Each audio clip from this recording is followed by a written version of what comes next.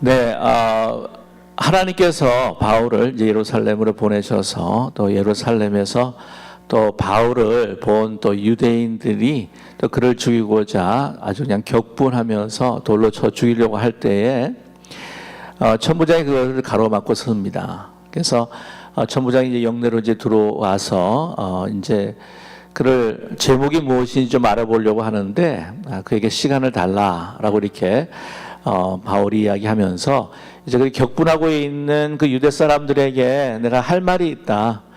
나의 그리스도에 대한 체험, 내가 왜 여기까지 이렇게 왔는지 그들에게 말해야 될 필요가 있다고 하는 생각을 가지고 정말 때를 얻든지 때를 얻지 못하든지 자기의 어떤 신앙 간증을, 체험을, 그리스도의 진리를 그들에게 말하기 시작했습니다. 이제 그 바울의 말이 거의 이제 끝나가는 지금 오늘 본문의 말씀인데요. 사실은 더 말하고 싶지만 그러지 못합니다. 왜냐하면은 유대 사람들이 끝까지 듣지 않고 막 격분해가지고 또 막 죽이려고 이렇게 달려들었기 때문이죠. 오늘 그 바울의 그 고백들 가운데에서 우리가 궁금했던 것들을 우리가 또 하나하나 또 이렇게 우리에게 말씀해 주고 또 그 답을 주는 것 같습니다. 그것이 그 중에 뭐냐면은 언제 이렇게 이방인들을 향한 하나님의 그 사명을 이제 듣게 되고 받았느냐 하는 것인데, 오늘 말씀 보게 되면은 이방인에게 가서 내가 이방 사도가 되어야 될 것을 예루살렘에서 돌아와서 그 광야 3년을 마치고 이제 예루살렘으로 돌아왔을 때에 그때 하나님께서부터 받은 사명이구나 하는 것을 우리는 여기서 알 수가 있습니다. 17절 말씀에요. 왜 내가 예루살렘에 돌아왔다라고 이야기하는데 이제 광야 3년을 마치고 이제 예루살렘에 돌아오게 됩니다. 그래서 성전에서 이제 기도를 하고 있는데 오늘 18절 말씀 보게 되면은 하나님께서 이렇게 말씀하죠. 봄에 주께서 내게 말씀하시되 속히 예루살렘에서 나가라. 그들이 내가 내게 대하여 증언하는 말을 듣지 아니하리라. 이렇게 말씀하십니다. 그러면서 오늘 말씀 보게 되면 21절에 나더러 또 이르시되 떠나가라. 내가 너를 멀리 이방인에게 보내리라. 라고 이렇게 하나님께서 말씀하십니다. 너희 유대 사람들이 너 말을 듣지 않을 거다. 예루살렘에서 내가 어떤 말을 하고 또 목회하고 또한 말씀을 선포한다 할지라도 그들의 마음이 완전히 닫혀 있기 때문에 너의 말을 듣지 않을 거다. 네가 말하는 것에 대해서 다 거부할 거다. 그러니 너는 이곳을 떠나서 이방인에게로 가라.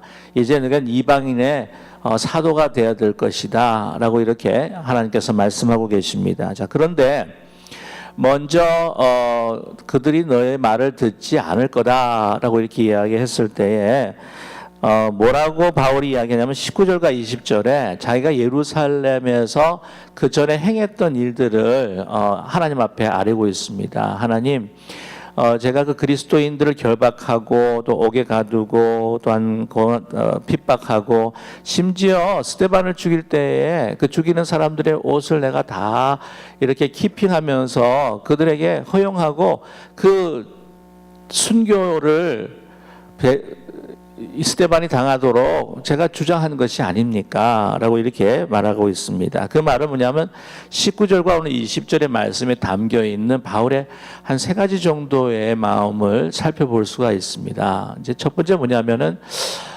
그들이 그래도 내 말은 들을 것입니다. 왜냐하면 그들과 같이 이렇게 그리스도인들을 핍박하고 박해했던 사람입니다. 저는 그 사람들보다 더한 사람이었습니다.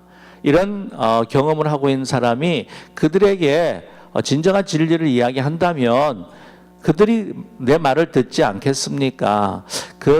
하나님께서는 내 말을 그들이 듣지 않겠다고 이야기하는데 제 생각에는요, 그들이 내 말을 들을 것입니다. 본래는 그 바울이 예루살렘에서 계속해서 사역하기를 원했다고 하는 것을 우리는 알 수가 있습니다. 그러나 하나님께서 이방인에게 보내셨다고 하는 것이죠. 아마 두 번째 마음 같은 경우에 이럴 것입니다. 이건 책임감을 다하겠다고 하는 것이겠죠. 내가 이 예루살렘에서 저질렀 일들, 내가 이것 책임감을 가지고 이것을 다 수정하고 고치고, 또한 이 예루살렘에서 스데반을 죽였던 그 사람들의 마음도 내가 한번 돌려보겠습니다. 이건 내가 저지른 일이기 때문이지요. 여기 보게 되면은 자기의 잘못을 알고 이것을 수정해 가려고 하는 참 책임 의식이 있는, 아주 responsible self라 그렇게 이야기하죠. 책임 있는 자아를 가지고 있는 바울을 우리는 발견하게 됩니다. 이것이 예수 그리스도를 만나 변화된 사람의 또한 진정한 모습이라고 말씀드릴 수가 있습니다. 보통 보게 되면은 당신 잘못했습니다. 요즘 현대 사람들 같은 경우에도 당신 죄인입니다라고 하면 되게 싫어하지 않습니까? 그뿐만이 아니라 나는 잘못했다고 하는 것을 다 인정을 하고, 또한 인정을 했지만 또한 그 사람들에게 가서 이렇게 이야기하고 자기가 고백하고 이러면 안 됩니다라고 이야기했을 때에 사실은 부끄러운 모습도 있고, 또한 자신들도 배반했기 때문에 그들이 나를 어떻게 볼까 하는 그런 두려운 마음으로 다시 그들 사이에 돌아가서 자기가 행했던 잘못했던 것들을 수정하려고 하는 경우가 많지 않다고 하는 것이죠. 사람은 보통 자기 잘못에 대해서 어떻게 하면 정당화시키고, 또 자기가 잘못했다고 마음에 들게 되면은 다른 사람에게 그 책임을 전가하면서 나는 그렇게밖에 행동할 수 없었다라고 그런 변명하고자 하는 것이 바로 일반 우리 인간들의 마음이라고 하는 것이죠. 그러나 성숙한 인간이라고 한다면 정말 어떤 상황, 특별히 자기가 저질렀던 잘못에 대해서는 책임감을 가지고 그것을 수정해 가려고 하는 것이 참된 성숙한 또한 사람의 모습이다, 그렇게 말씀드릴 수가 있습니다. 또한 그래야 우리 가운데 진정한 변화가 열매 맺을 수 있다고 하는 것이죠.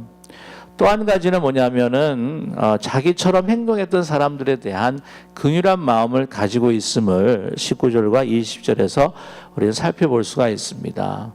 그들도 저처럼 더 나아가서 나와 같은 사람을 죽이고 정말 사람의 피를 흘리게 되는 그런 실수를 저지르지 않도록 할 수 있으면 좋겠습니다 하는 그 부족한 사람들, 자기처럼 그렇게 행동하는 그 사람들에 대한 긍휼한 마음을 가지고 그들이 나처럼 되면 안 되겠습니다, 그렇게 원치 않습니다 라고 하는 긍휼한 마음을 우리는 또 엿볼 수가 있습니다. 그래서 바울은요 예루살렘에서 계속해서 사역하기를 원하였습니다. 그러나 하나님께서는 그렇게 하지 않으신다고 하는 거죠. 왜냐하면 이미 그들의 마음이 다 닫혀 있기 때문입니다.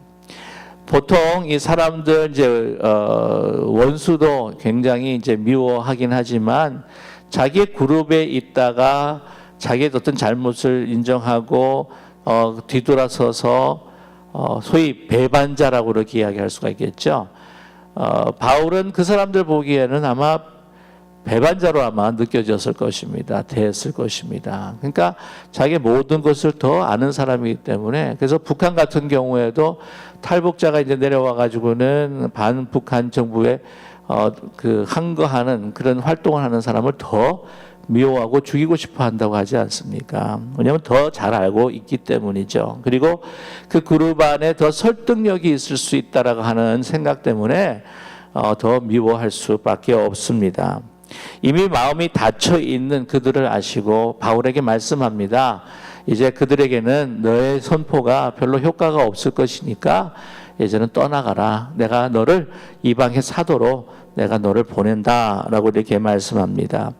이방의 사도로 되었던 직접적인 이유가 뭐냐면 여기에 우리에게 분명히 다시 한번 말씀해 주시는 것처럼 이 유대의 사람들이 다 귀가 그냥 다 막혀버린 거죠. 마음이 다 닫혀버린 것입니다. 오늘도 똑같은 현상이 다시 반복되고 있다고 하는 것을 우리는 본문을 통해서 볼 수 있지 않습니까? 계속해서 예수님을 만난, 담에서 도상에서 예수님을 만난 그 사건들을 이야기하면서 내가 왜 이렇게 여러분에게 이 말씀을 전할 수밖에 없고 왜 예루살렘에 왔는지를 이제 계속해서 이야기하려고 하는데 끝까지 듣지를 않아요. 얼마나 격분하고 노하는지 오늘 23절에 보게 되면요. 떠들며 옷을 벗어 던지고 어떻게 해요? 막 티끌을 막 공중에 막 날립니다. 여러분 그 황소들 같은 경우에 보면 막 코에다 막 그 누구를 이제 상대방을 공격하기 위해 상대 소를 공격한다든지 투 보게 되면은 그 투사를 공격하게 된다든지 하면 막 코에서 막 입김이 막 나면서 발을 어떻게 합니까? 발을 자기의 힘을 자랑하기 위해서 그냥 팍팍 긁는데 막 거기에 뭐 먼지가 막 팍팍 오르잖아요, 그죠? 자기의 힘을 막 과시한 분노를 그냥 나타내는 모습을 우리는 보게 됩니다. 그 전에 22절에 그들이 뭐라고 이야기하냐면요. 이 말을 하는 것까지 그들이 듣다가 중간에 끊어버리. 더 이상 막 듣고 싶지가 않은 거예요. 예수께서 이야기하다가 자기들이 잘못했다고 하는 것. 자기 이야기를 하면서 우리가 잘못됐다고 하는 것. 또한 우리들이 지금 하고 있는 것이 불의하다고 하는 것을 막 말할 것 같아가지고는 그냥 중간에 막아버리면서 뭐라고 소리를 지르냐면 이러한 자는 뭐라고요? 세상에서 없애버리자, 살려둘 자, 가치가 없는 인간이다. 살아있어서는 결코 안 된다. 그래서 어떤 이유든지 어떤 그 죄목을 씌워서라도요 아마 그렇게 했을 것입니다. 그냥 뭐 마음이 다쳐버리면은요 그 사람에게 대해서 뭐 죽여야겠다 하는 생각을 갖게 되면은 뭐 어떤 것도 들리지도 않고 거기에 대해서 모든 이유를 다 단다고 하는 거죠. 그래서 이솝우화의 이런 재미있는 이야기가 하나가 있습니다. 이제 이게 늑대가 이제 목이 말라서 이제 시냇가에 이제 물을 마시러 가는데 저기 보니까 이 길 잃어버린 어린 양이 하나가 이렇게 물을 마시고 있는 거예요. 그래서 잡아먹어야겠다. 그래가지고는 그래도 새끼 양을 그냥 잡아먹기는 그렇고 자기도 체면이 있지 제목을 하나 붙여야 되겠다 싶어가지고는 뭐라고 했냐면은 어린 양을 이제 부릅니다. 야, 너 그럴 수 있냐? 아니 이 늑대 어른이 지금 물을 마시고 있는데 네가 거기서 물을 마시면 이 물이 더러워지지 않냐? 그랬더니 어린 양이 하는 이야기가 뭐냐면은 늑대 아저씨 사실은요 제가 밑에서 먹고 있고 늑대 아저씨는 위에서 먹고 있는데 아니 제가 어떻게 그 물을 더럽힐 수가 있겠습니까? 그러니까 체면이 확 구긴 겁니다. 뭐라고 이야기를 하냐면은 야, 너 작년에 나한테 못된 짓 한 건 너 기억해? 그랬더니 어린 양이 하는 이야기가 저는요 작년에 저는 태어나지도 않았는데요. 그러니까 네 아버지가 나한테 잘못한 건 너 기억 못하지? 그러면서 잡아먹었다고 하는 그런 이솝유화가 있지 않습니까? 그래서 어떻게 하든지 제목을 걸어가지고는 하여튼 죽여야 된다. 이게 눈에 막 쌍심지를 켜고 막 불을 일으키면서 지금 죽이려고 하는 것을 우리는 볼 수가 있습니다. 여기서 보게 되면은 그들이 왜 이렇게 또 바울을 죽여야 하는지 그것은 자기 중심적인 목적을 가지고 있다고 하는 거죠. 정말 이방인들, 그 유대인들이 섬기는 그 하나님의 은혜가 유대 사람들 것뿐만이 아니라 정말 이방인을 향한 하나님의 은혜요 사랑이라고 하는 것에 대해서 당시 유대 사람들은요 그것을 견딜 수가 없었습니다. 그것도 죽임당하신 나무에 매달려 죽는 그 사람들은요 이 신명기에 보게 되면은 하나님 앞에 신성 모독을 정말 불경한 일을 저지른 사람들이 신명기에 보면 이 나무에 매달려 죽게 합니다. 십자가에 못을 박은 건 아니겠지만 아마 교수형에 처한 것이라 짐작이 되는데요. 그가 메시아이고 그를 통하여서 우리가 믿는 하나님의 그 은혜가 여호와 하나님의 은혜가 이방인들에게 간다. 저렇게 불의하고 음탕하고 정말 하찮은 그 존재와 같은 지옥의 땔감으로 쓰여질 수밖에 없는 이방인들에게 우리에게 주어진 동일한 은혜가 그들에게 같이 간다. 도저히 참을 수가 없는 겁니다. 뭐냐면 안 그래도 당시에 유대인으로서 피지배민으로서 이제 그 유대 사람들의 그 자존심을 지켜야 되고 유대 사람들이 민족으로서 서바이벌 하기 위해서 그들이 내세울 수 있는 정말 구심점이 되는 것이 뭐냐? 우리는 선민이다. 우리는 아주 윤리적이고 도덕적이고 한 유일하신 참신을 믿는 그러한 아주 고급 높은 클래스의 사람들인데 어찌 우리가 하나님의 사랑과 그들과 이방인들과 엮일 수가 있느냐. 로마 사람도 사실은 이방인이지 않습니까? 지금 지배를 당하고 있는 상황인데, 착취와 억압을 당하고 있는 상황인데, 민족이 잘못하면은 정말 풍정동화 같은 그런 상황인데, 그것을 지키기 위해서는 정말 그 자기 민족에 대한 우월의식, 구심점이 분명히 있어야 되는데, 그것이 종교적으로 그들의 신앙으로 지금 엮여져 있는데 그것이 와야 된다고 한다면 이거는 우리들뿐만이 아니라 민족적인 문제가 되지 않느냐는 아주 배타적인 그런 민족주의적인 그 종교주의 사상 때문에 지금 이 바울은요, 그것을 무너뜨리고 있다고 하는 것 때문에 이건 죽여야 된다는 거죠. 민족의 이름으로. 이제 더 나아가서는 하나님의 이름으로. 그러니까 굉장히 자기 중심적인 것을 볼 때 아주 모든 선입관을 가지고 편견을 가지고 이방인들과 또한 바울을 대하고 있다고 하는 사실을 우리는 발견하게 됩니다.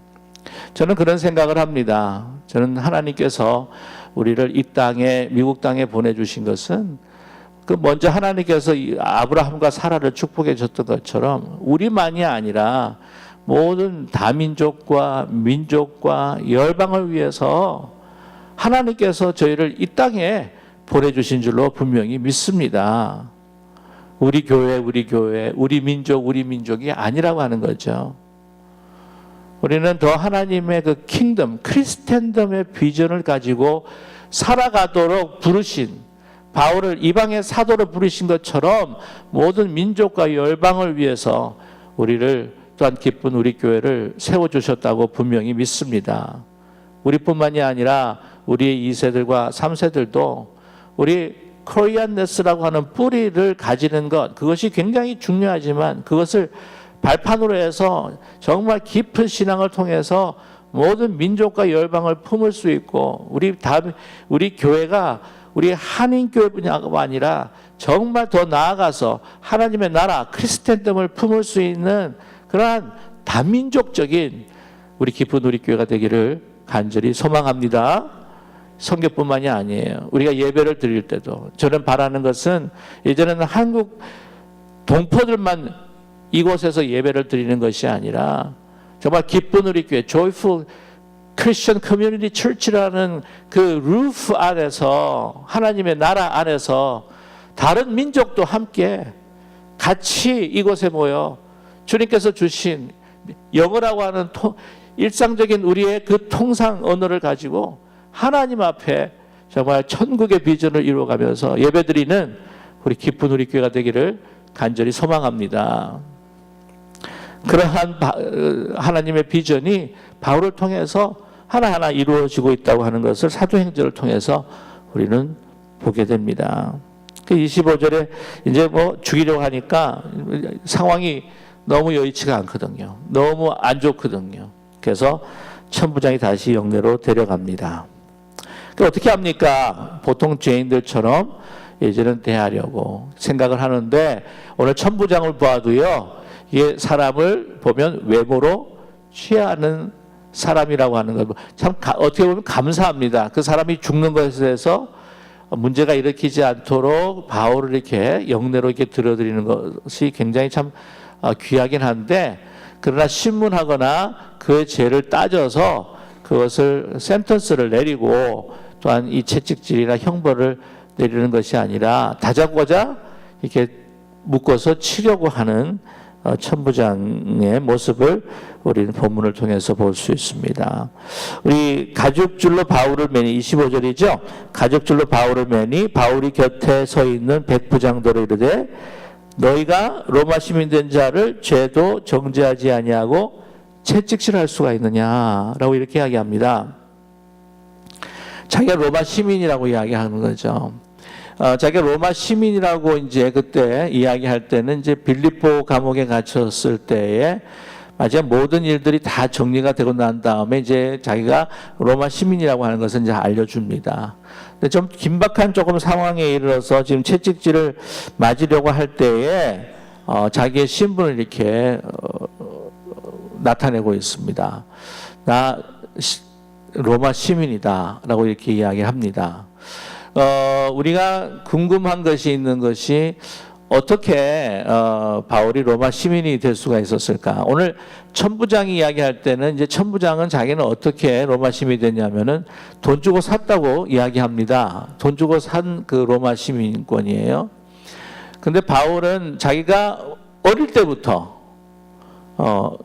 소위 모태 로마 시민입니다. 이중 국적이에요, 보면은요. 그가 히브리인 중에 히브리, 유대인 중에 유대인이다. 왜 그러냐면 제가 말씀드렸죠.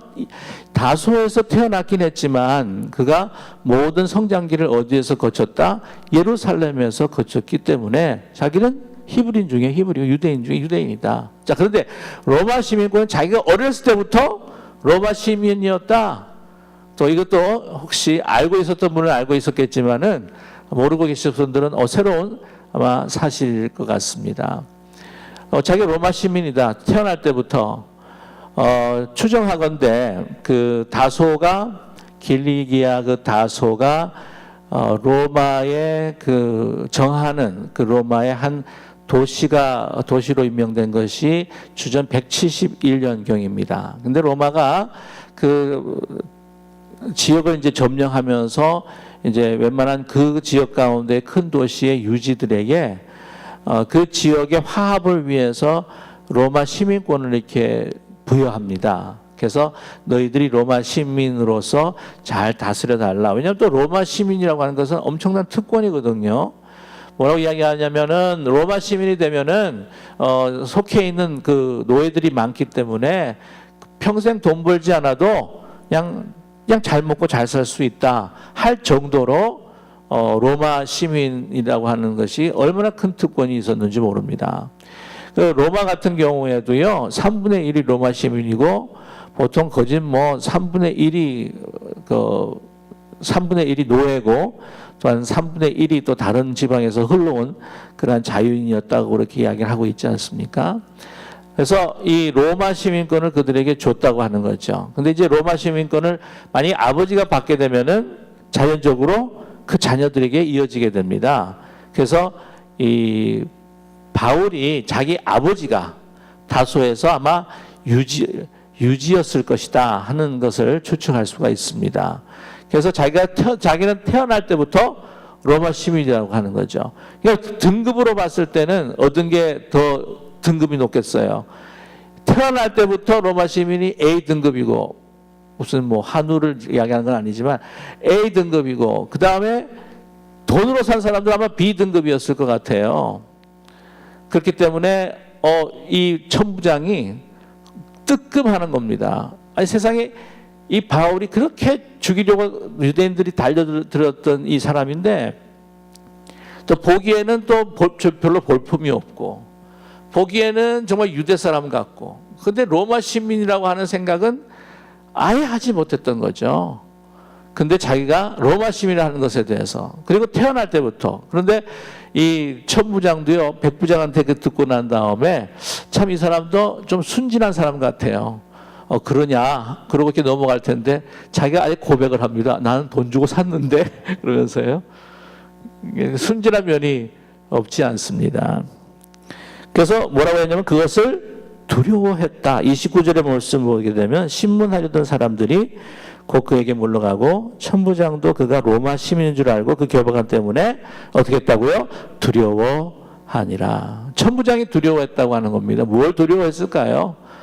로마법으로 의해서 그것을 금지하고 있는 것을 자기가 범했을까봐 그것을 두려워합니다. 로마 시민이면요 법정을 열어서 정확한 죄를 따지고 난 다음에 형벌을 줘야 됩니다.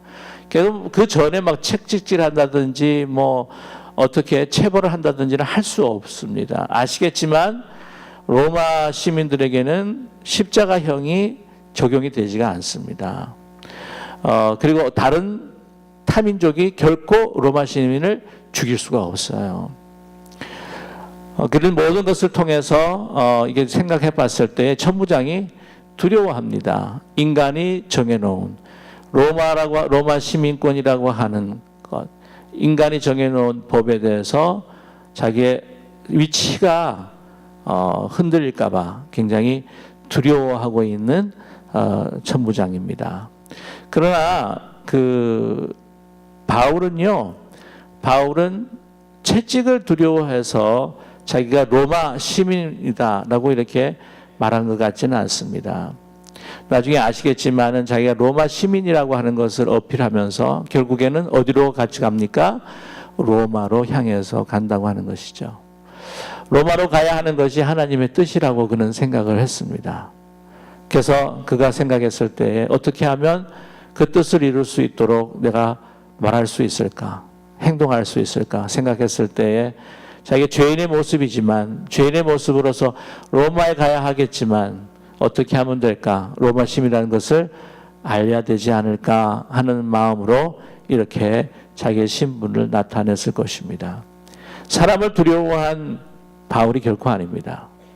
그는 주님께서 주신 그 하나님의 은혜의 복음을 증거하는 것을 마치려 함에 있어서 자기의 생명을 조금도 아끼지 않았던 사람이었습니다. 사명을 위해서 로마 시민이라고 하는 신분을 이야기한 것입니다. 세상을 두려워한 것이 아니라 하나님께서 나와 함께 하시기에 그 세상을 두려워하지 않고 자기가 죄인의 모습이지만 당당하게 지금 보시게 되면은요, 천부장과 바울의 모습을 보게 되면 누가 더 두려워하느냐? 지금 천부장이 더 두려움에 떨고 있습니다. 그 유명한 이야기가 있죠. 나 떨고 있니? 그러면서 자기 부하들에게 이야기했는지도 모르겠어요.